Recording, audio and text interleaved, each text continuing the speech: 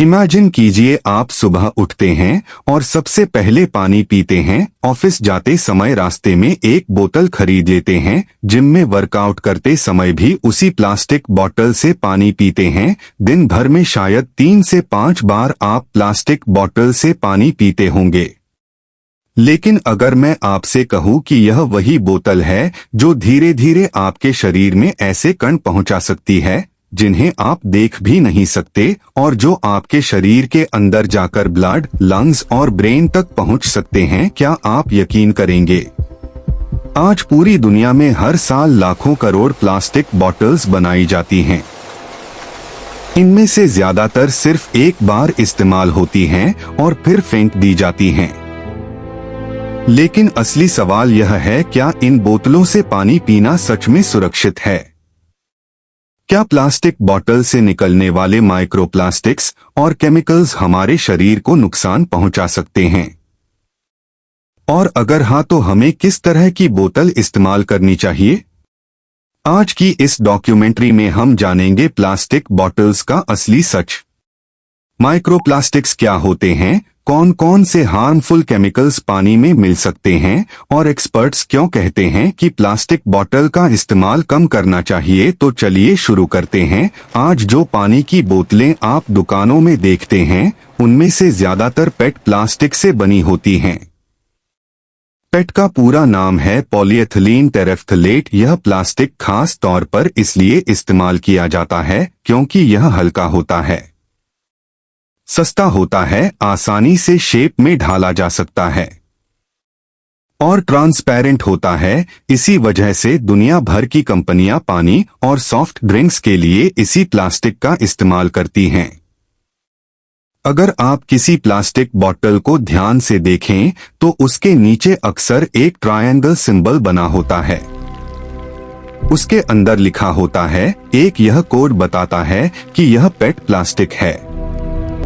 पेट plastic को generally single use plastic माना जाता है, यानी इसे एक बार इस्तेमाल करने के बाद फेंक देना चाहिए। लेकिन असल जिंदगी में ऐसा नहीं होता। अक्सर लोग एक ही प्लास्टिक बोतल को कई दिनों या हफ्तों तक इस्तेमाल करते रहते हैं और यहीं से शुरू होती है असली समस्या। प्लास्टिक देखने में भले ही मजबूत लगता हो, लेकिन माइक्रोस्कोपिक लेवल पर यह हमेशा स्थिर नहीं रहता। समय के साथ और कुछ कंडीशंस में प्लास्टिक टूटने लगता है, जैसे ज्यादा गर्मी, तेज धूप, बार बार दबाना और लंबे समय तक इस्तेमाल। इन परिस्थितियों में प्लास्टिक की सतह से छोटे छोटे कण टूटकर पानी में मिल सकते हैं। इन छोटे कणों को कहा जाता है माइक्रोप्लास्टिक्स। माइक्रोप्लास्टिक्स क्या होते हैं? माइक्रोप्लास्टिक्स बेहद छोटे प्लास्टिक पार्टिकल्स होते हैं। इनका साइज इतना छोटा होता है कि आप उन्हें आंखों से नहीं देख सकते, कई बार माइक्रोस्कोप के बिना भी दिखाई नहीं देते। वैज्ञानिकों के अनुसार माइक्रोप्लास्टिक्स का साइज होता है 5 मिलीमीटर से भी छोटा, लेकिन कुछ माइक्रोप्लास्टिक्स तो इतने छोटे होते हैं कि उन्हें नैनोप्लास्टिक्स कहा जाता है।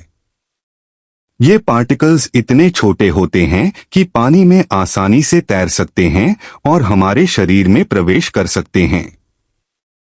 रिसर्च क्या कहती है?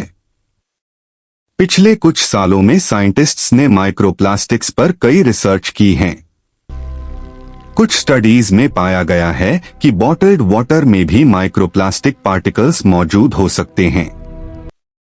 एक स्टडी में रिसर्चर्स ने कई ब्रांड्स के बॉटल्ड वाटर की जांच की और उन्हें कई सैंपल्स में माइक्रोप्लास्टिक पार्टिकल्स मिले। हालांकि हर बॉटल में यह नहीं पाए गए, लेकिन यह डिस्कवरी काफी चौंकाने वाली थी। इसका मतलब यह है कि प्लास्टिक बॉटल से निकलने वाले पार्टिकल्स पानी में मिल सकते हैं। नंबर 6, माइक्रोप्लास्टिक्स शरीर में कैसे जाते हैं? जब हम प्लास्टिक बॉटल से पानी पीते हैं तो अगर उसमें माइक्रोप्लास्टिक पार्टिकल्स मौजूद हों तो वे हमारे शरीर में जा सकते हैं। ये पार्टिकल्स माउथ से होकर थ्रोट से गुजरते हुए डाइजेस्टिव सिस्टम में पहुंच सकते हैं। कुछ रिसर्च यह भी बताती है कि बहुत छोटे पार्टिकल्स ब्लड स्ट्रीम में भी जा सकते हैं। हालांकि इस विषय पर अभी और रिसर्च चल रही है। लेकिन साइंटिस्ट्स मानते हैं कि यह पोटेंशियल हेल्थ रिस्क हो सकता है। नंबर 7, शरीर के अंदर माइक्रोप्लास्टिक्स। कुछ वैज्ञानिक अध्ययनों में माइक्रोप्लास्टिक्स पाए गए हैं।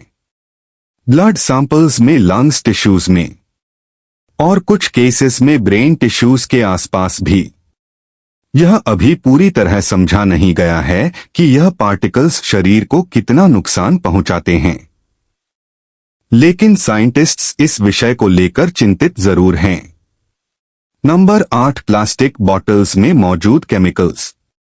माइक्रोप्लास्टिक्स के अलावा प्लास्टिक बॉटल्स में कुछ केमिकल्स भी हो सकते हैं, जैसे BPA, बिस्फेनॉल A और फ्थैलेट्स। ये केमिकल्स प्लास्टिक को फ्लेक्सिबल बनाने के लिए इस्तेमाल किए जाते हैं। हालांकि कई कंपनियां अब BPA फ्री प्रोडक्ट्स बनाने का दावा करती हैं, फिर भी प्लास्टिक में दूसरे केमिकल्स मौजूद हो सकते हैं। नंबर 9, BPA क्या करता है? BPA एक ऐसा केमिकल है जो शरीर के हार्मोन्स की तरह बिहेव कर सकता है। इसे एंडोक्राइन डिसरप्टर कहा जाता है। एंडोक्राइन डिसरप्टर्स शरीर के हार्मोन सिस्टम को प्रभावित कर सकते हैं। कुछ स्टडीज में BPA को जोड़ा गया है। Hormonal imbalance, fertility issues, metabolic disorders. हालांकि हर प्लास्टिक बॉटल में BPA नहीं होता, लेकिन प्लास्टिक केमिकल्स पर रिसर्च अभी भी जारी है। नंबर, हीट से बढ़ सकता है रिस्क। अगर प्लास्टिक बॉटल को गर्म जगह पर रखा जाए तो केमिकल्स के पानी में घुलने की संभावना बढ़ सकती है। उदाहरण के लिए, कार के अंदर गर्मी में, डायरेक्ट सनलाइट में या किसी गर्म एनवायरनमेंट में गर्मी प्लास्टिक मॉलिक्यूल्स को अनस्टेबल बना सकती है और इससे केमिकल्स रिलीज होने का रिस्क बढ़ सकता है। 11, रीयूजिंग प्लास्टिक बॉटल्स। एक और आम गलती लोग करते हैं वह है प्लास्टिक बॉटल को बार बार इस्तेमाल करना। समय के साथ बॉटल में स्क्रैचेस बन जाते हैं, बैक्टीरिया जमा हो सकते हैं और प्लास्टिक डिग्रेड होने लगता है। इसी वजह से कई हेल्थ एक्सपर्ट्स सलाह देते हैं कि सिंगल यूज प्लास्टिक बॉटल को बार बार रीयूज नहीं करना चाहिए। नंबर 12, एक्सपर्ट्स क्या सलाह देते हैं?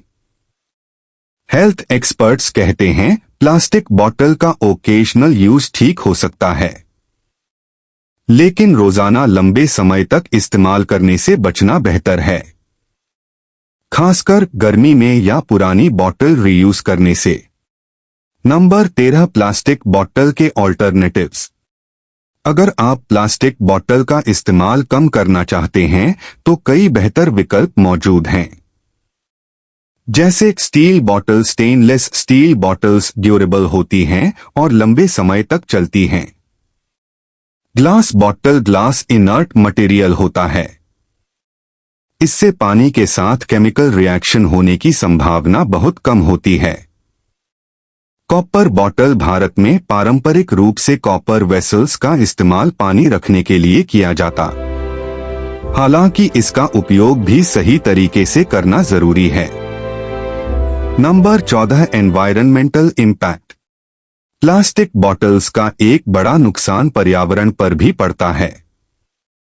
हर साल दुनिया में अरबों प्लास्टिक बॉटल्स फेंकी जाती हैं, इनमें से कई लैंडफिल में जमा हो जाती हैं या समुद्र में पहुंच जाती हैं। समुद्र में प्लास्टिक टूटकर माइक्रोप्लास्टिक्स बन सकता है और फिर यह मरीन लाइफ के शरीर में जा सकता है। Number 15, conclusion. प्लास्टिक बॉटल से पानी पीना पूरी तरह जहर नहीं है, लेकिन लंबे समय तक लगातार इस्तेमाल करने से कुछ हेल्थ रिस्क्स बढ़ सकते हैं। इसलिए अगर संभव हो तो प्लास्टिक बॉटल की जगह स्टील बॉटल, ग्लास बॉटल या अन्य रीयूसेबल बॉटल्स इस्तेमाल करना बेहतर हो सकता है। छोटी छोटी आदतें ही हमारे स्वास्थ्य और पर्यावरण दोनों को बेहतर बना सकती हैं। और अगर आपको ऐसे ही अमेजिंग फैक्ट्स और डॉक्यूमेंट्री वीडियोस पसंद हैं तो चैनल को सब्सक्राइब करें और बेल आइकन जरूर दबाएं। ताकि आपको हमारी नई वीडियोस सबसे पहले मिलें।